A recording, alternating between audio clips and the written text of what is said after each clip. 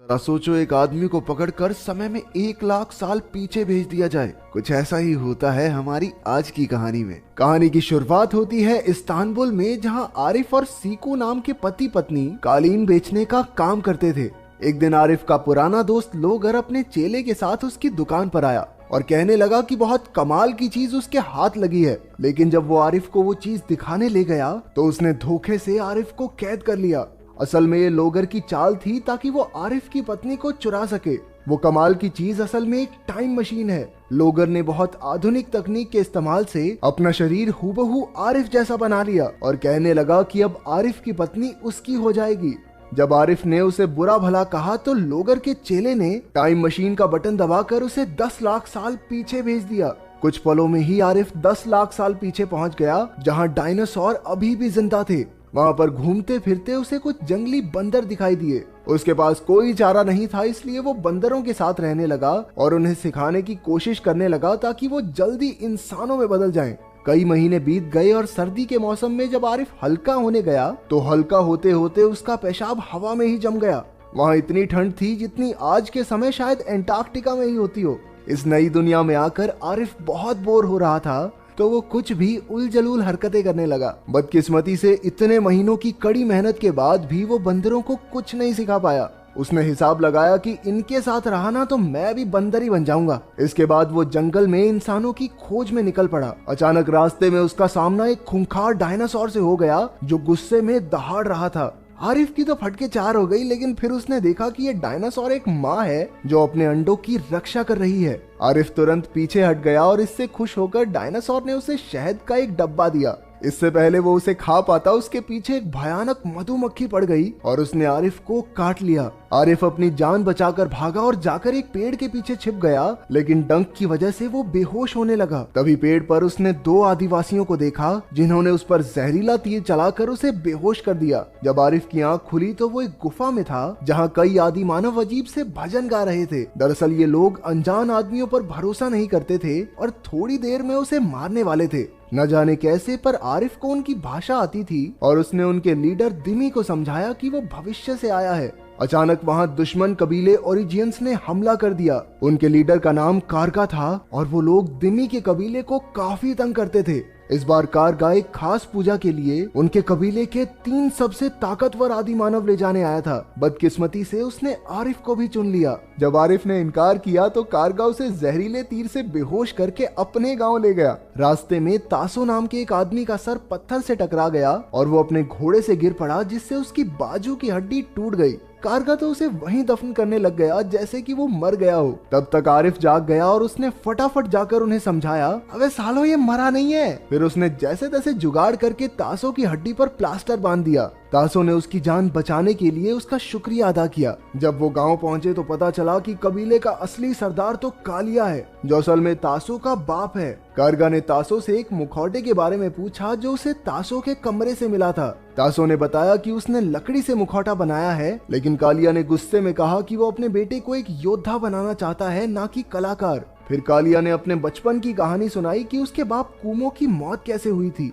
एक दिन आसमान से एक उड़न तश्तरी उतरी जिसमें 2 अजीबोगरीब इंसान थे। उन्होंने कुमो को तोहफे में एक बॉल दी। जैसे ही वो वापस जाने लगे, कुमो खुशी से उनके पीछे दौड़ा और स्पेसशिप के इंजन की आग से मारा गया। उस दिन से कालिया आविष्कारकों से नफरत करने लगा। अपने पिता से मिलने के लिए उसने स्वर्ग तक जाने वाला टावर बनवाया, लेकिन जो भी उस टावर पर चढ़ता था वो कभी जिंदा ही नहीं लौटा। असल में इन 3 आदमियों को टावर पर भेजने के लिए लाया गया था। आरिफ ने अपनी मर्जी से आगे जाने का फैसला किया। वो धीरे धीरे टावर की चोटी तक पहुंच गया। वहां पर एक अजीब से आदमी को देखकर उसे लगा कि यही कालिया का बाप होगा, लेकिन आरिफ को देखकर वो डर के मारे पीछे हट गया और वहां से नीचे गिरने से उसकी मौत हो गई। आरिफ भी नीचे लौट आया और उसे जिंदा देखकर सब हैरान रह गए। वो कालिया के पिता को वापस तो नहीं ला सका, लेकिन कालिया ने उसे माफ कर दिया। बातों बातों में पता चला कि तासो एक दूसरे गांव की लड़की मिमी को बहुत पसंद करता था। ये बात सुनकर आरिफ को भी अपनी पत्नी सीकू की याद आ गई। उसने तासो से कहा कि उसे कैसे भी करके अपने समय में वापस जाना है,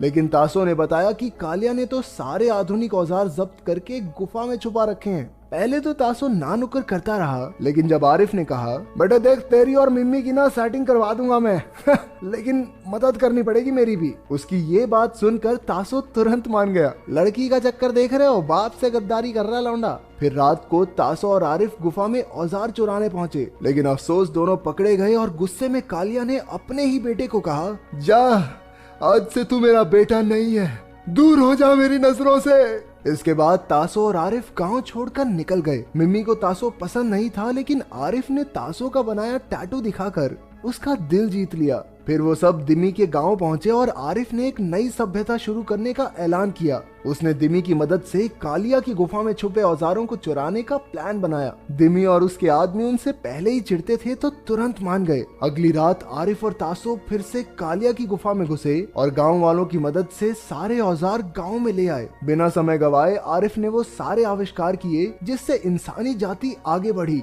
आरिफ की वजह से वो हजारों साल आगे बढ़ चुके थे और जिंदगी बेहद आसान हो गई थी। औरतें अब आसानी से घर पर खाना पका सकती थी और बच्चे स्कूल जा सकते थे। आरिफ को मंत्री बना दिया गया, लेकिन वो खुश नहीं था क्योंकि गांव वालों की सोच अभी भी आगे नहीं बढ़ी थी। उधर जब कालिया को पता चला कि गुफा को आरिफ और तासो ने लूटा है तो उसने गुस्से में कारगा को उन्हें मारने के लिए भेजा। लेकिन जब कारगा गांव पहुंचा तो इतने आविष्कार देखकर दंग रह गया। वो चोरी का सामान वापस मांगने लगा, लेकिन आरिफ ने सबके सामने उसकी बेइज्जती कर दी। इससे कारगा को गुस्सा आ गया और उसने फौज लाकर उन पर हमला करने का ऐलान किया। एक दिन आरिफ मिम्मी, तासो और बाकी गांव वालों को पास के जंगल में घुमाने ले गया, लेकिन जब वो सब वापस लौटे तो गांव की हालत देखकर वहीं जम गए। कालिया के आदमी पूरे गांव को तबाह करके सारा सामान ले गए थे। इन लड़ाइयों से तंग आकर आरिफ ने कालिया के पास जाकर 6 लोगों के फुटबॉल मैच की चुनौती दे दी। अगर उसकी टीम जीती तो कालिया को सारा सामान वापस लौटाना होगा और अगर वो हारा तो वो कालिया के पिता को वापस लाने के लिए सबसे लंबा टावर बनाएगा। कालिया एक पल में मान गया। असल में वो लोग काफी समय से कुमो की याद में बॉल से खेलते आ रहे थे, इसलिए कालिया को टीम बनाने में कोई प्रॉब्लम नहीं आई। उसने 6 सबसे चुस्त और ताकतवर खिलाड़ी चुन लिए। उधर आरिफ के गांव वालों ने तो फुटबॉल का नाम पहली बार सुना था। तभी मिमी ने बताया कि गांव में कुहारा नाम का एक आदमी रहता है जो पहले गोलकीपर हुआ करता था। उसने एक ही मैच में 8 गोल मारे थे और फिर उसने खेलना छोड़ दिया। आरिफ ने उसे टीम में लेने की बहुत कोशिश की, लेकिन वो नहीं माना। आखिरकार दिमी गोलकीपर बनने को तैयार हो गया। आरिफ और तासो स्ट्राइकर बन गए और बाकी के खिलाड़ी भी यूं ही चुन लिए गए। इसके बाद उनकी कड़ी ट्रेनिंग शुरू हो गई और सारी औरतों ने मिलकर उनके लिए जर्सी बनाई।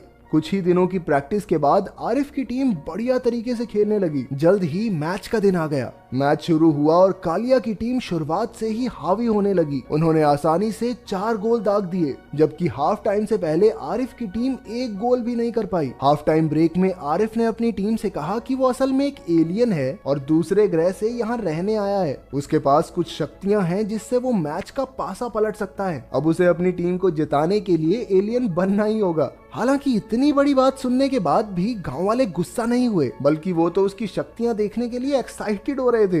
जैसे ही दूसरा पड़ाव शुरू हुआ, आरिफ ने अपनी शक्तियों का जादू चलाना शुरू कर दिया। खतरनाक स्टंट दिखाते हुए उसने अपनी टीम के लिए 3 गोल कर दिए। वहीं मैच के दौरान तासो की एक दूसरे खिलाड़ी से हाथापाई शुरू हो गई, जिसके बाद उसे बाहर होना पड़ा।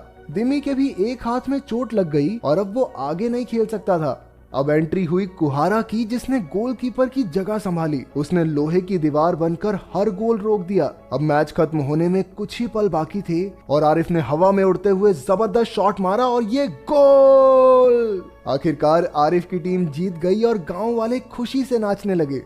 कालिया ने भी उनकी तारीफ की और गांव वालों से दूर रहने का वादा किया, लेकिन जीतने के बाद भी आरिफ दुखी था। वो जानता था कि लोगर ने उसकी पत्नी सीकू को बंदी बना लिया होगा। अब लौटने का भी कोई फायदा नहीं, इसलिए उसने गांव छोड़कर इधर उधर भटकने का फैसला किया। जाने से पहले उसने तासो को अपनी घड़ी और मिमी को अपनी अंगूठी तोहफे में दी। तभी अचानक जोरदार लाइट दिखाई दी और सीकू भी वहाँ पहुँच गई। आरिफ उसे देखकर हक्का बक्का रह गया। सीकू ने बताया कि जब आरिफ लोगर के साथ चला गया था तो उसने खबर देखी कि एक जगह से 10 लाख साल पुरानी अंगूठी और घड़ी मिली है। उन्हें देखकर सीकू एक पल में समझ गई कि ये तो मेरे पति आरिफ की हैं। फिर उसे सारा माजरा समझ में आया कि जो आरिफ उसके सामने है वो नकली है। इसलिए उसने नकली आरिफ को बंदूक दिखाकर अपने पति का पता पूछा। आखिरकार वो लोगर की टाइम मशीन से वहां आ पहुंची। फिर आरिफ और सीकू ने गांव वालों को अलविदा कहा और अपने समय में वापस लौट गए। वहां जाकर उन्होंने इस बार लोगर को 10 लाख साल पीछे भेज दिया। पहले तो गांव वालों को लगा कि ये आरिफ है, लेकिन जब लोगर उन्हें गालियां बकने लगा तो वो सारी बात समझ गए। ऊपर से ये भी पता चला कि जिस उड़न तश्तरी से कालिया का बाप मरा था वो असल में लोगर की ही थी।